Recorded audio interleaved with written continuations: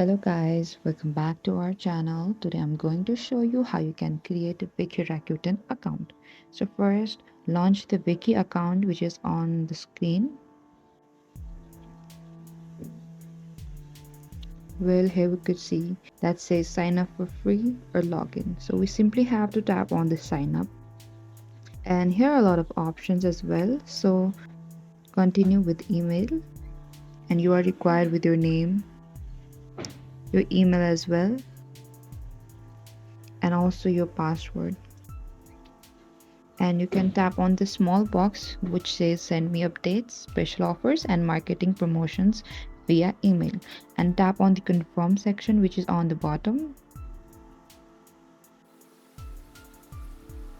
and simply tap on the option what says let's go. And you could also watch free shows, and you can get a free wiki pass like this. So I'm simply going to skip, which is on the bottom at the moment. And we could see here are a lot of wiki top shows. You could also watch it in this app. And alright guys, we just created an wiki account. So wiki is a great way to watch Asian content that is not available on other streaming services.